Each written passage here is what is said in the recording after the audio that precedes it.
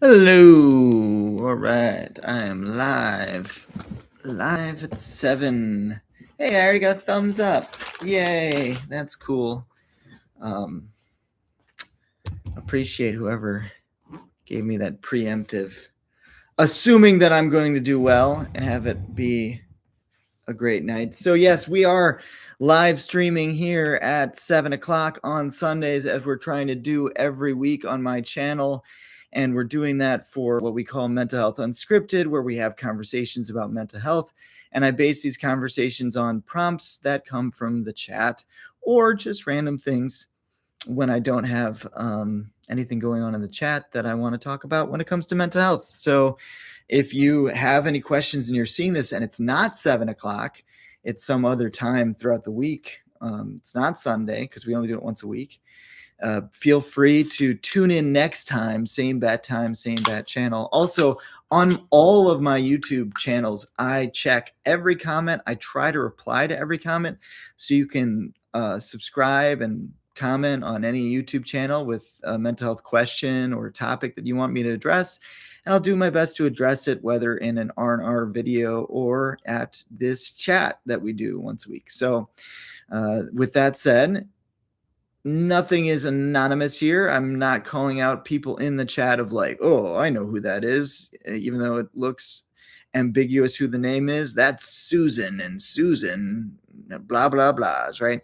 Obviously, confidentiality is very important, and I try to keep the best I can. But with that said, it is a public chat, and so other people might see what you're asking. You can always do that trick that no one ever can see through, where you say, I'm asking for a friend.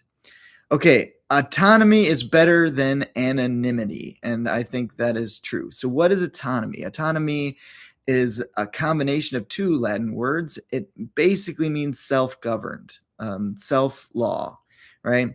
That we govern ourselves. So we are given, another word is used often, is agency in life. And anonymity, while it's great in general, and it's good to not feel like you have to disclose things.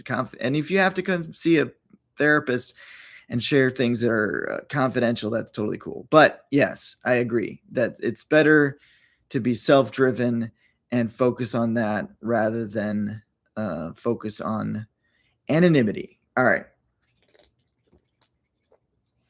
So it's been a long day.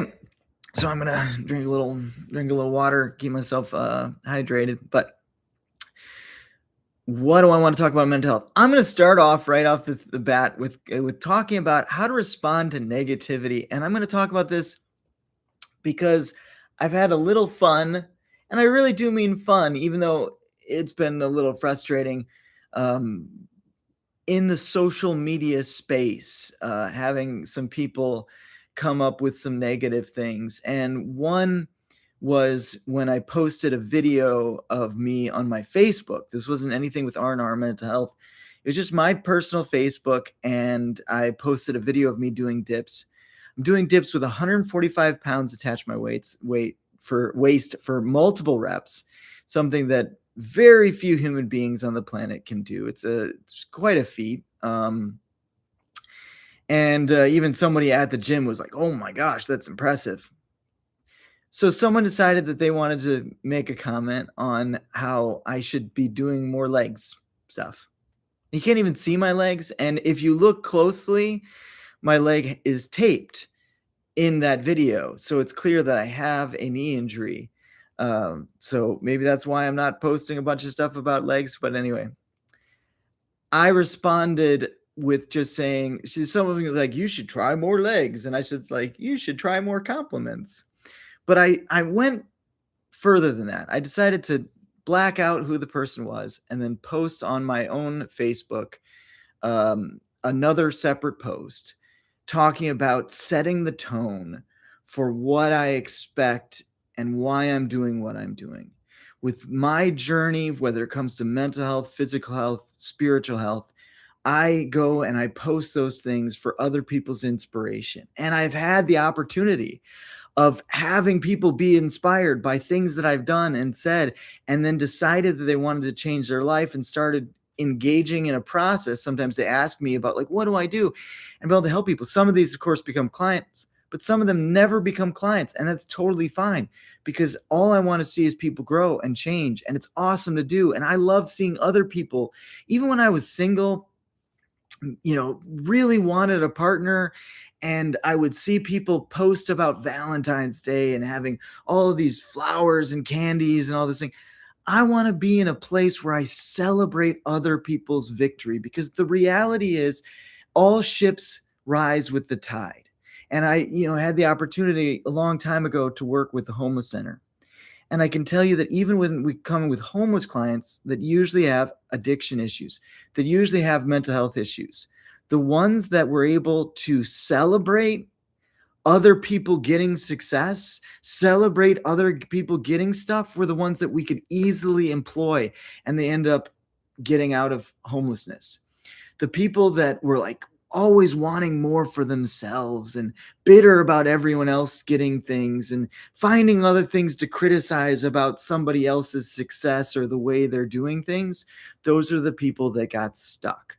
So if you want to get stuck in life, that's one of the recipes is you look at other people and their success, and instead of celebrating it, being enthusiastic and being a good cheerleader, you come negative against those things. If you multiply a negative by a negative, you get a positive. Yeah. I'm not sure exactly what you mean by that, but basically, and I know everybody's got different approaches for how they respond to negativity, but I decided to make it into a teaching moment. And I didn't actually end up deleting that person, unfriending them, because they didn't actually even respond at all, which I do think is kind of funny that I not only responded to their comment, but I also posted about their comment and they never even responded or said anything personally, privately. That's fine. That's life. But if they wanted to change and accept that culture or framework, or even I'm not even saying like change, like they're a negative person. Maybe they're like, hey, look, you're right. I was being negative and I want to be a cheerleader too. So I will celebrate you from the future. I'd be like, great, cool. No resentment, no frustration. It's, we don't know what we don't know. And I use this example a lot, but like guys have that cultural thing a lot. Both of these negatives that I got recently were from women, but guys have that thing where like they think it's okay to be cruel to each other. They like culturally, we think it's like just kind of what guys do. So I've been frustrated at times from that and stayed silent. And now I actually set the tone. It's a boundary, right? But it's more about a cultural expectation. Look, hey, whatever you want to do in your life is totally fine. But if you want to engage in my inner circle, you want to be part of my Facebook page on, it's like, I don't ask you to do your page differently, right? But how I do my page or how I do my workouts in my gym, how I do my life in my household, it's going to be set up to positivity. We want to be encouraging. We don't talk negatively about others. We don't put other people down. We don't tell the doer how they could have done their deeds better, which, yes, is a reference to a really good poem by Roosevelt, I believe. But I could be wrong on that. But it's not the critic who counts, not the man who tells the doer how he could have done his deeds better. It's the man in the arena whose face is marred with blood and sweat. I don't remember the whole thing, but it's beautiful if you ever want to look it up.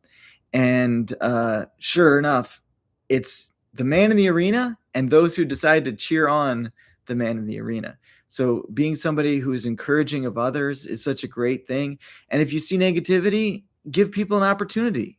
Like, you don't have to make it into a big deal, but just say, hey, look, right? This is what I'm doing here. This is why. And if they respond positive, great. If they keep on going negative, then we can just adjust. And one of the things that I highly encourage people to do in general is what I call, hello, welcome to the chat. Thanks for chatting. Feel free to have any questions. Hey, next person. So I'm not calling out people just because anonymity thing, unless you want me to. Tell me if you want me to. I'll call you out if you want me to. But anyway, um, yeah. So what was I talking about? Celebrating people, being a good cheerleader, and how we can set that tone. It's amazing how powerful it can be if we can, just continue to gently encourage people positively. And everybody's got their different approach. You can ignore them, you can just be positive, you can tell them, hey, what you're doing isn't cool. And the main thing is not about how you actually respond externally, but how you respond internally. So when it comes to your own mental health, if you've got people that are being negative and criticizing, responding with empathy internally, realizing that they're going through their own stuff, they're probably projecting, they're probably being nasty because that's their reality, and they're frustrated about other things and they want to bring it out on you. Doesn't mean you have to engage on that level. So you can kind of fall back onto your process and be encouraged that you don't have to live in that negativity all the time. I remember that would be one of the responses that I'd go to when someone is really nasty to me. That's like a random stranger in public. Just like, man, I'm so glad I don't have to live in that cloud. That person is probably going through something terrible. That person is probably going through a really dark time in their life. And I'm so glad that I don't have to do that. I don't have to live in that. And so that's one of the little mental health tricks of refocusing that allows me to let go when people are nasty and to keep on moving forward. Do you think it's possible that the negative sarcasm is a subconscious cry for help, very similar to toxic masculinity that you mentioned being a mask for insecurity? I absolutely think, yeah, that's a part of it. So like if we don't have tools for a job, we will tend to do the opposite. Right? It's like kind of like if you don't have tools to fix it, then it's time for deconstruction for people. So a lot of times when people are like not knowing how to handle then call Joe. He has the tools. Yeah, there you go. If someone's like supposed to have a conversation, should have a conversation about some kind of conflict resolution. So there's a fight in a relationship, but you feel completely unequipped to have that conversation, you're going to have different things come out that are probably going to be the worst things to say. And if you actually thought through it, you know that they're bad things to say, but you don't know the good things to say. So you just say a bunch of the bad things. You use passive aggressive comments, you use, sarcasm, you use nastiness, you cut the other person down, even though if somebody stopped you and said the best version of you, how would you respond in this situation? You're not going to mention any of those things. Sure enough, that negative sarcasm, it's a cry for help. It's like, I don't have the tools and I don't know what to do. And it's like, this is why practicing vulnerability is such an awesome skill set to be able to have. Because generally, even in not every, but in a lot of situations, you'd be surprised at how well people respond to genuine vulnerability. To say, oops, my bad. I don't know what to do. I don't have the tools. I'm struggling. I'm really confused. I don't know what to say. People actually respond very well to all of those things. I was mistaken. These things. And the only thing that they hurt for us, the only uncomfortable thing that they do is this ego in us that is really just an illusion anyway. So that sense of identity based on performance is kind of what is the essence of the ego. And that comes from sort of an attitude of pride or self-loathing. So if I think I'm a piece of crap because I do piece of crap things, that is a very egocentric statement. It is you defining it. True CPR, this is for a comment, true CPR works as long as both parties are willing to be vulnerable. I think that okay, so not everybody knows CPR. CPR is a term that we use in a church community that I'm part of called Christ-like positive regard, that is very highly influenced by Carl Rogers, who's a psychologist, talking about unconditional positive regard. So it's an idea of giving people those encouragement and positivity. It works a lot better when both parties are willing to be vulnerable, but I will say it will work either way. I would have said Carl Jung. Yeah, I mean, my two favorite psychologists are Carl Jung and Carl Rogers. Well, two of my favorite psychologists. There's a lot of psychologists that I like, but the two Carls have contributed so much, and they could not be two different figures. So Carl Jung is into the collective unconscious. He developed psychology. He was a contemporary of Freud. He's analytical. So he actually had some areas where he agreed with Freud and some areas where he disagreed. One of the ways that he disagreed was he had a lot more ideas of the mystical. So Carl Jung talked about this supernatural experience where Freud was like, thought everything was driven by the id, which is like sexual drive. So Freud got a little creepy with sex stuff in a way that Carl Jung didn't. But Carl Jung was very analytical. Carl Roger was this client-centered therapy, focus on unconditional positive regard. He actually did some really interesting work in education, where he found in an environment where you had only positive reinforcement, you would think, or at least a lot of people would, that people wouldn't try very hard. It's like, you're going to get A's no matter what. It's like, oh, well, then might as well just goof off. But what they found is that in the right environment where people were given encouragement to explore and that positive affirmation, no matter how they were struggling in it, they started actually engaging more and more, and they learned more and more topic. So that's a huge part of Carl Rogers and his client-centered approach. Like anything, and especially of today's society, but even back 20 years ago, there's this tendency to slim down things into the simplest form in a way that ends up being not great, right? We lose a lot of the depth of something by just trying to make it easily attainable.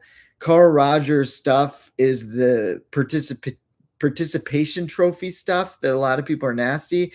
That's the dumbed down version anyway. It's not that Carl Roger was like, he was way more nuanced and his stuff was really powerful, very transformative. But the dumbed down version of that was like the participation that people would make fun of, and oh, we're making soft people and another thing. Actual client-centered therapy based on Carl Rogers works and is powerful for transformation, makes a big impact. But there's nuances with consistency of behavior that I think a lot of people mess up. There's no enabling with Carl Rogers. He's encouraging you. He's not taking your stuff on. And Carl Rogers, while very positive, is empowering in a way that is challenging. And that's a nuance that a lot of people miss too. So when I know that you're capable of doing things, I'm not going to do them for you. And I'm not going to listen. I mean, I'll listen to your excuses and your feelings of how much you're struggling. But what I'm reinforcing is your ability to do stuff. So I'm not going to be reinforcing your opinions that you're incapable.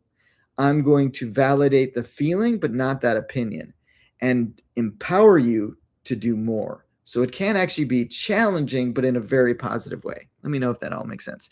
Hey, just tuning in, but I definitely have insecurity issues to have. So I have to always have the inner self-talk of you're a beautiful child of God. And, one thing that I love about what you said right off the bat is that you are comfortable enough to say in a chat that you have insecurity issues. I don't like talking about insecurity issues. I have insecurity issues, but I don't like saying it. I don't like the word. It's like, if I'm okay with it in a broad sense, but if somebody starts to be like, oh, it sounds like you're insecure about this, well, maybe you're insecure about that. It's like at a certain point, it's like, okay, you're overusing the word insecure, right? It's like it's coming at me a little strong here, right? But reforming that inner self-talk and aware that you need that encouragement, or you are a beautiful child of God. You are a beautiful child of God.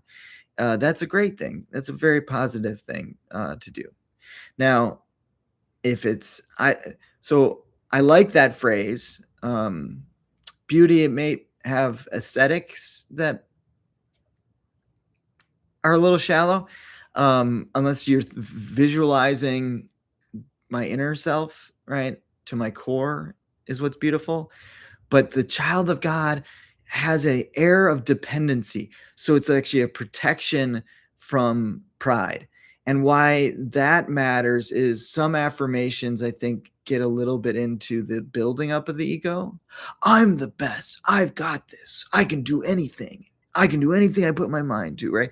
It's like, okay, not that I'm saying it's that those are bad things, but let's be cautious about how we frame those things, because we can fall from one ego trap into another if we're not careful. Does that make sense? Now, I will respond to any chat questions. So, got a bunch of people who are watching online, but not a lot of questions yet. But in the meantime, since the Carls got brought up, oh wait, does not yep, makes sense. Good. Does not the embrace of vulnerability create growth and humility? Absolutely. This is the paradox that shows up again and again in mental health issues. Embracing vulnerability in a way that might even feel, or the fear will be that it will cause stagnation, will actually create growth in humility, right? So being willing to say what you're bad at is transformative. Carl and Carl are the pair of docs. Yeah, so Carl and Carl, they both are psychologists. They both had PhDs in psychology. So they're both the doctors of psychology. And Carl Jung, he's the guy who talks about the shadow. So all the shadow stuff, they are a paradox. A paradox. Oh, see, I didn't get it at first. That's a good one. They're a paradox. A paradox. I get it. Anyway, Carl Jung is the shadow guy. He also has a really interesting perspective on enema and animus. I don't know if I'm pronouncing that right. I might be pronouncing it into something I'm not talking about. I'm not talking about the thing you spray up your butt. The feminine side for a man and the masculine side for a woman is what Carl Jung talked about. So it's like getting in touch with your feminine side. That's a very Carl Jung perspective. And same thing for the reverse. So he divided the psyche into different things, including, speaking of the guy who was talking about paradox, archetypes. So the idea that there are these universal roles that humans fall into in every society, that's Carl Jung who came up with that. Hello. Oh, LOL, you said. Well, that works too. But anyway, so like the wounded healer, the black sheep, the sage, the Peter Pan, the jester. These are Carl Jung. So these roles show up over and over again. And Carl Jung talks about oh man, I can never say that word right. I should just practice in a mirror saying that word over and over so I eventually know how to say integration when I'm not thinking about it, because I have to say the word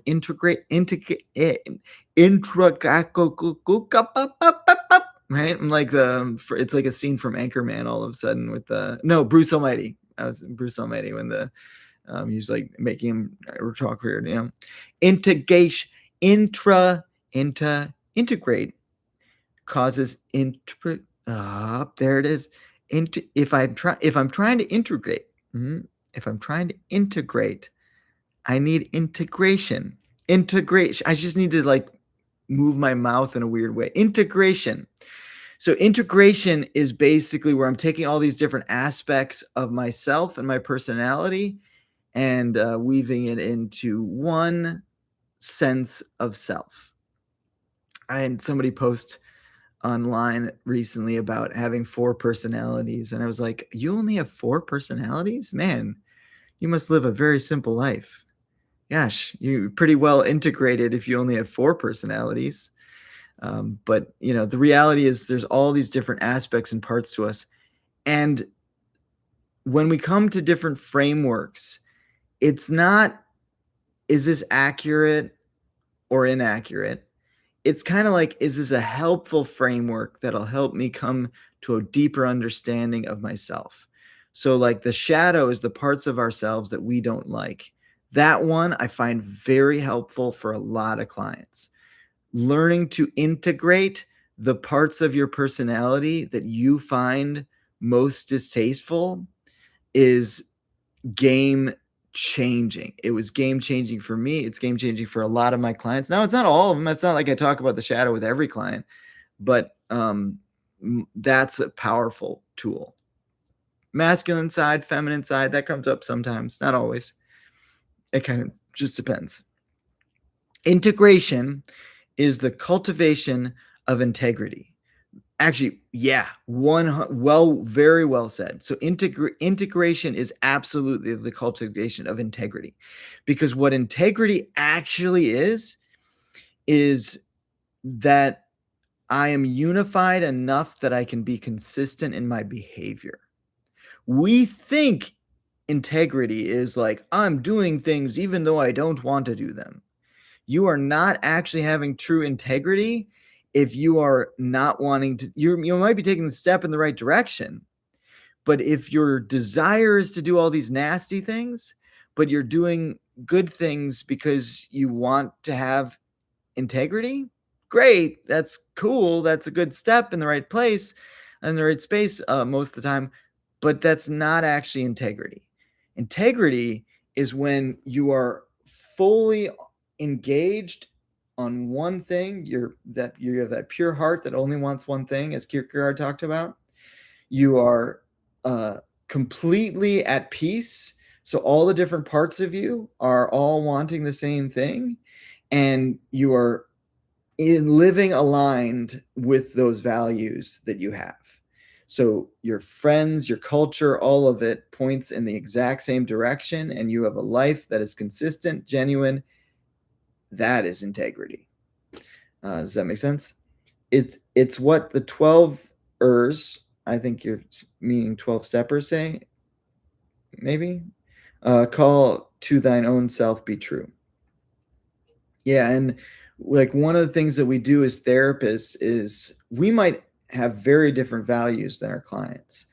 But what we are trying to do is get our clients to live their values, because that's the only thing that gets done. Going all the way back to autonomy, which we talked about at the beginning of the hour, self-governing, that's the only thing that becomes real.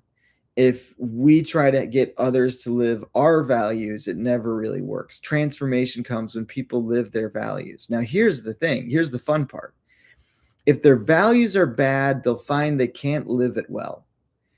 They can't live it consistently, right? They'll find that they'll try, it'll sound good, but as they do it, it'll run into more and more conflict and more internal division. When they values they work, they integrate together. And that's the mad scientist approach to mental health, as we learn with curiosity rather than judgment. The best part about it is we don't get stuck. It is Ripley. Ripley's saying hi. Join the chat. Okay, other than imitating deep breathing, listening to their concerns, etc., what can we do to help someone with ADHD imitating deep breathing or high anxiety? So I'm not sure if you mean when you say imitating deep breathing, do you mean initiating deep breathing? Am I reading that wrong? I could be reading it wrong. But anyway, what can we do to help someone with ADHD or high anxiety? Blessings to me and Ripley. Thank you. I appreciate being blessed. Well, so ADHD, obviously, we want to keep them engaged, and so action helps in that. I mean, my go-to is going to be an ice bath thing because that is a great way to deal with high anxiety and would keep an ADHD person fully focused and engaged, because ADHD people have a hard time with meditation in general, but things like ice bath kind of demands their attention, and because there's so much in their body, it can really help. Like actual deep breathing, LOL, to initiate them to do it. Yeah. So, I mean, one of my tricks, by the way, if you want to get somebody to breathe deep and respecting their own agency or autonomy, the word of the evening is autonomy. It's to actually just say, hey, I would like to do some deep breathing. And I would love for you to join me if you'd be willing to, but I'm just going to take a second and do some deep breaths because this conversation is getting intense. And I'll say that when I'm noticing somebody being anxious, rather than asking them to do the deep breathing, I'll just do it myself. And so I'll just start breathing. And usually it takes about 4 to 5 breaths, and the person starts to join me. And then they start deep breathing themselves. Whereas if I tell somebody if they're having a panic attack, you should do some deep breathing. We did the ice bath today. Oh, cool. How'd it go? I believe imagination integration could help. Huge. Yeah, for sure. And so that's another thing. Okay, so with an ADHD person, imagination, they can be very imaginative, but it's really hard to get them to concentrate for long enough that it becomes effective. So you can do different things to help them with their imagination. If they are artistic, that could be drawing. So art therapy could be a very helpful thing with somebody who has ADHD and high anxiety, is to say, okay, let's paint our anxiety. Let's go through and meditate on this in a therapeutic way and actually use little colors. I'm a little autistic, aren't we all? If it's a spectrum, then we're all on it, even if we're on the far end of one or the other. But anyway, yeah. So it just kind of depends on the person and your relationship with them, but it's not a good idea to tell people to calm down, obviously. So what we do is we work with the anxiety rather than against it. And so like that's why ice bath works so well, by the way. It's like it's all the same stuff is going on in our bodies, but instead of trying to chase why we feel anxious in an ice bath, we just respond with visualization, imagination, right? Breath work, and focusing on calming our body first. Now, I'm assuming that you're talking about they're struggling with acute anxiety. Hey, I got another thumbs up. Thanks for the other thumbs up. It could also be that you're talking about somebody who deals with persistent anxiety. And those two things are different. So with acute anxiety, it's like, I'm feeling anxious in this moment. Where am I feeling anxious in my body? How can I address that? Is actually a bigger priority than what's the stem of the anxiety. Persistent anxiety, I got another thumbs up. Yay, 3 thumbs up. Persistent anxiety is where it's like my mind is being programmed, which, by the way, I got some reactions there. I take those reactions. Those are good too. Hey, it's good to have Cuba mama and papa here with me. Thanks for joining in with the chats. Those reactions are great, but it's actually the thumbs up, just so you guys know, on like the video that helps the algorithm the most. Just like these chat comments will go away, but like comments on the video are different. I don't know why YouTube does it that way. I think it should all the reactions should be counted the same. Got 4, nice, another thumbs up. Okay, so what were we talking about with the imagination, anxiety, persistent. Okay, so persistent anxiety. Sorry, I got off track. Persistent anxiety is where our brain has kind of started to become hardwired, where the default is an anxious state. And then we have to look at what in our situation or our internal habits is causing us to go back to that anxiety where we're holding on to fight or flight. So sometimes it can be as simple as we are in a situation that isn't healthy for us and we need to move into a situation that works for us. By the way, we got Ripley here joining in with the chat, settling down. We'll see if she stays. She's loves this little satchel to lean on or whatever, but anyway. So what was I talking about? Persistent anxiety where it becomes hardwired. I had this one individual actually that was suffering from panic attacks, and they were suicidal because of how bad the panic attacks were. And it just took a little bit of work for me to see the pattern and then adjust the circumstances or encourage them to adjust the circumstances. And then they were fine. So it can be really one. I'm hearing that somebody's saying that my sound is off. So let me know. Let me see if there's any way that I can. It should be just the normal sound. Yeah, it's on the speakers. The sound is lagging. Yeah, I'm not sure what I can do about that. Hopefully you can all hear me working, but lagging. Okay. Yeah, we hear you. Okay, well, I'll just have to go through it. Imagination, you should simply ask the person what they're imagining. So perhaps in the moment there will immediately begin to an introspection of the thoughts. Yeah. Or like I said, if you could be like, could you draw me the thing that you're imagining?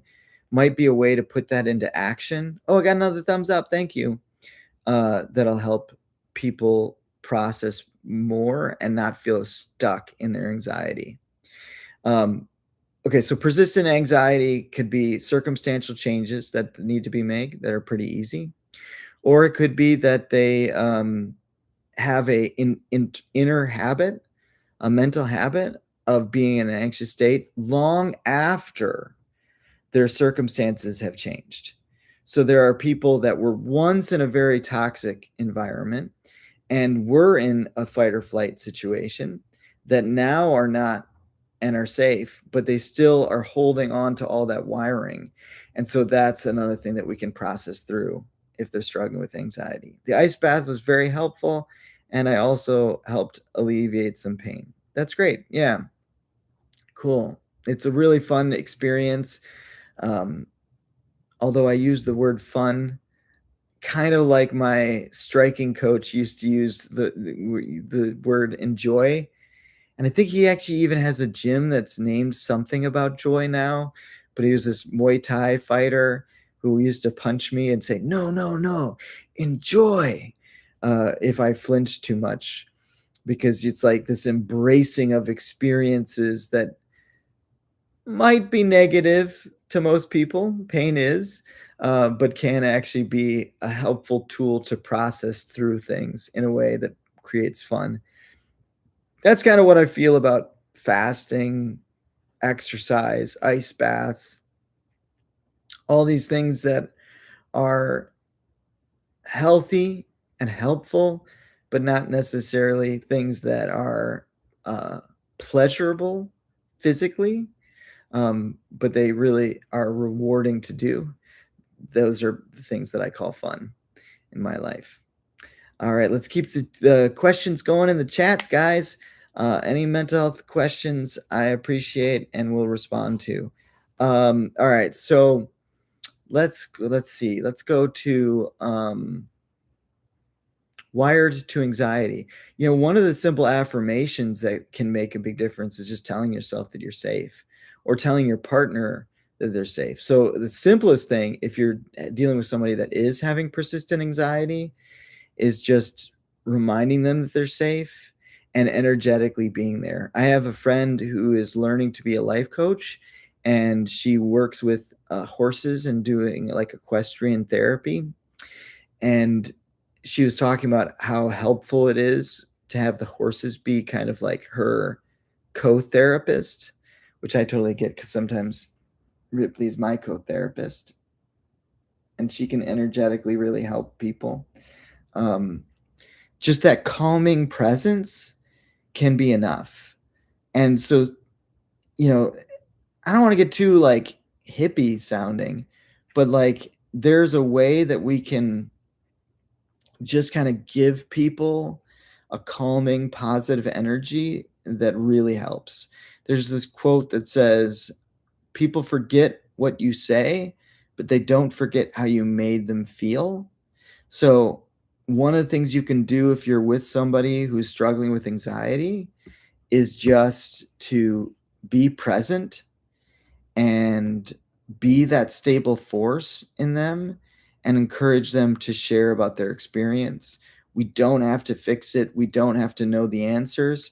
And most of the time, if we allow ourselves to process emotions in a way that is outward, right, whether it's verbal or behavioral base, it actually helps us to diminish that emotion. So crying in front of people usually makes us feel ultimately less sad, or to process through the sadness in a way that allows us to re-engage in joy would be a more accurate way to say it.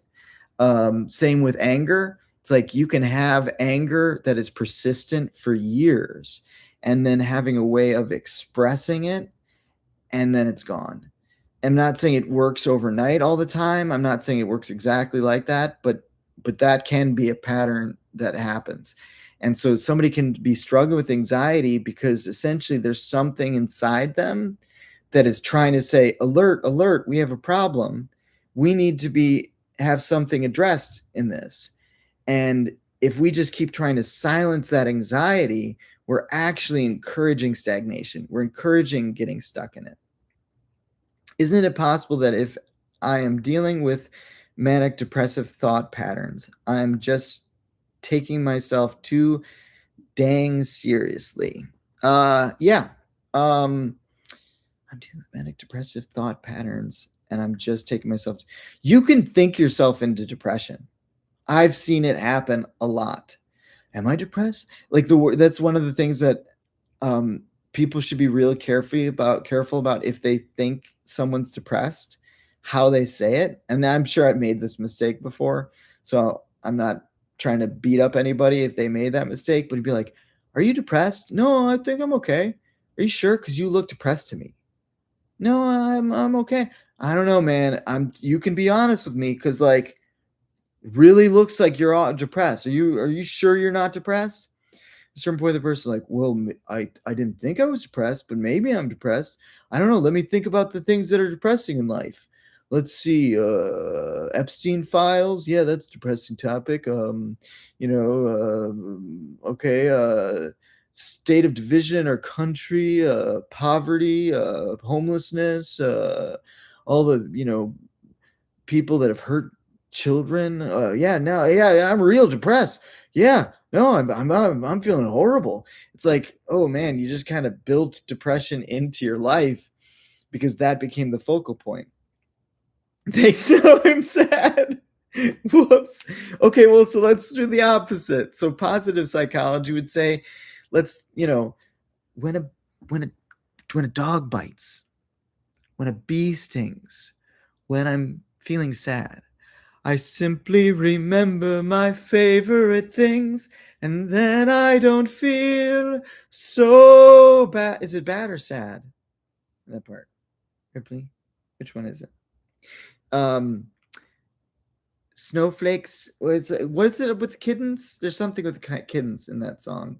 Um, Anything with cats. Unicorns are real. Can we imagine that instead of, yeah. I'm so pretty. I'm so pretty. That's another song, but that works too. Yeah, we talked about that last week. I don't know why people think I'm gay. Weird, maybe it's the cat and the long hair and therapy and the randomly singing musicals, but it's weird to me. But anyway, yeah. If we start to shape our things towards positive, so everything comes with balance and nuance. So if anger or sadness is kind of going out in some way, and we think maybe I'm sad, there is an opportunity to be curious about those things. We are so gay in very many ways, and no shame in it. Carefree is what that literally meant. But anyway, I'm getting off topic.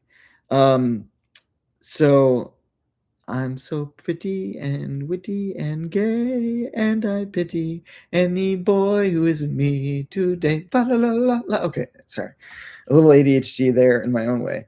What was it we talking about? Positive psychology, thinking of things that are good, and balancing that with curiosity. So you can actually find a rhythm that works well for you. So, like scheduling sadness, scheduling anger, checking in at that time, and then putting that process away can be a really good rhythm and balance to do. And so, like, different people will have different rhythms that work for them. Some people don't have that much sadness and they don't need to. Some people are people that are really sad. And the hard part is that if you're naturally driven towards sadness, you probably have a fear of depression in a way that makes you not want to feel sad thoughts, which then actually makes it more likely that you're going to fall into depression. So going back to those paradox, and what the paradox have taught us is that when I accept the things that I don't like about myself, they paradoxically and automatically start to change. And so if I embrace those sadness, but in a way that I can regulate with intention, it actually helps me to not fall into the sadness and depression. So if I'm engaging in sadness on my own schedule with my own intention, I can more easily pull away from that. And the more you actually choose to be sad and then choose to be happy, the better you are at unhooking yourself from sadness. And so you develop this skill set that lets you process sadness without getting stuck in it. It's like a superpower. It's a really great tool.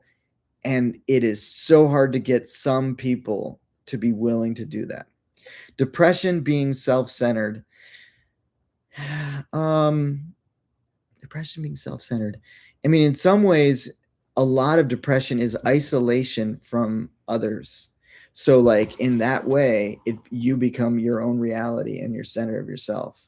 Poor life that I live, all these cares to give, and the world that would be busy, be too busy to miss me. Well, I'd miss you. Yeah, I'm not. Is that a song? It sounds like a song. But anyway, so depression pulls us away from being engaged in life that matters. ACT at its core is, I just wrote it. Okay, cool. Being aware, open, and engaged. That's the simplest form of acceptance and commitment therapy. Aware of everything that's going on, open to whatever reality will give me, and engaged in what matters most. There's a longer tool set of that, which talks about diffusion, self as context. Let's see if I can remember it all. This is all about this is the ACT helix. There's 6 in the ACT helix. Diffusion, acceptance. I don't think I'm gonna remember them all. Oh my gosh. Self as context, values driven. There's 2 more. I can't believe I can't remember all these ACT helixes. I'm gonna have to look it up.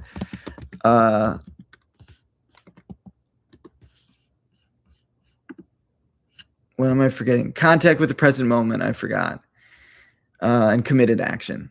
I was close. But yeah. So having diffusion, you're funny.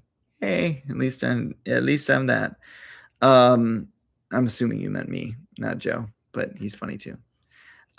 Diffusion is this great tool that's somewhere between being fused to something and having where we are detached. In between fused, where it becomes part of our identity, like what we feel, and detached is this thing that I can feel sadness without it becoming my identity. And it is super healthy and healing.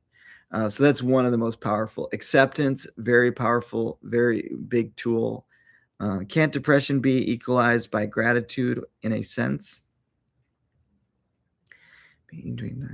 I think that practicing gratitude while going through depression helps you keep that balance that can help you not fall into severe depression.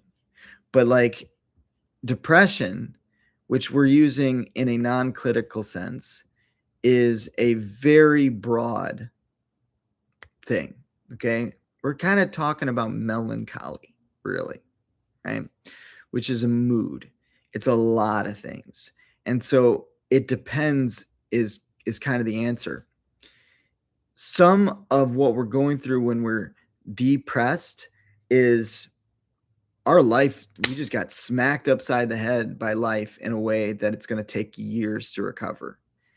And that has to be okay sometimes because the blow that we got hit was that big.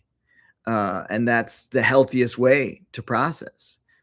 It can also be where we are having a lack of motivation. It can be we just need deep rest, deep rest, deep rest, deep rest. Get it?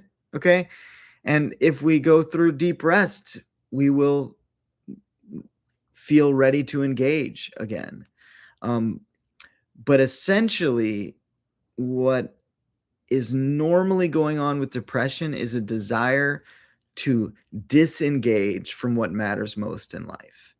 And that because we're going through so much pain, because we're worried that we're going to go through more pain, if we feel like we can't take hits, we're going to be encouraged to withdraw from the things that matter most in life. And so some of the things that people have done thinking that it's wisdom. I'll never let somebody hurt me again. I'll never do this. I'll never trust a man again. That's probably good advice. But, I mean, in general, those kind of statements that turn into limiting beliefs are disengaging language, disengaging belief system that will ultimately usually lead to depression. Gratitude can be a re-engaging thing. I think there's a lot of things that could be a re-engaging thing. But anything that reminds us, there's a song that's an old song that was done about a breakup. It's The End of the World was the song. And it's like, why does the sun go on shining? Why does the sea rush to shore? Don't they know it's the end of the world? It ended when you said goodbye. And that's kind of like the feeling of depression of like even the positive things in life seem cruel because you think everything is colored by how you feel from the loss that you experienced. Now, when we're in the place of pessimism or going through a crisis, we usually have the 3 P's: personalization, pervasiveness, and permanence. Okay. Those 3 P's are all myths. So nothing is permanent. Everything in our life is not colored by those things. And it isn't ultimately just our fault. So while there's an element of truth to those things, they're ultimately all false. And so if you're going through those seasons, having ways to spot that they're not true is very helpful. So being aware, okay, these are the 3 Ps that are natural for me as I'm going through these seasons. Let me look at the things that help me remember that it's not my fault. Give glimpses of hope that lets me know that it's not permanent, and things that it are not pervasive. So the pervasive one in particular is really well countered by gratitude. So if I can look at things to be grateful for, it helps me to realize that right now everything in my life is not dark and grim. Everything in my life is not terrible. There are all these ways that and by the way, hopefully, if you're emotionally mature enough, you can express with gratitude the things that are great in your life while you actually lament and express all of the things that you're sad about. That's totally okay. You can be, and actually will be, more integrated if you can do that. Because if you have to separate yourself into, this is the happy version of me, this is the sad version of me, you've started to disassociate. You've started to divide your psyche into 2 different roles and personalities, and that works against integration. So the best, like, it's like, what is one of the questions that I've asked many people and talked about a lot is, what is the ideal emotional state? And often you get the answer of happy, and that's not true. You can't be fully engaged in life if you're trying to be happy. There's this like ignorance is bliss kind of thing idea that like the most emotionally mature and healthy you can be is a pretty balanced reality where you can hold happiness and sadness at the same time. Now, that's a skill that I don't think we develop without intention. Maybe some people do, but I think most people have to actually exercise, practice allowing themselves to be sad, practice, like, think of that. Okay. So, like, start thinking of sadness as a skill that you can get good at. And being good at it doesn't just mean moping. It means being able to hold your values while you hold your sadness, being able to be genuine in your sadness while still experiencing joy, being able to express yourself in that sadness without falling into pervasiveness, permanence, or personalization. So that's kind of good signs that you're getting good at being sad. You're developing the skill of how to be sad and healthy. You can be crying, and that might actually be a sign that you're getting good at it, as long as you're not. And it's like asterisks on everything, right? If you just experience a great loss and you're hyperventilating in your sadness, that's okay. But if that's your regular rhythm, that might be a sign that we need to work on the skill.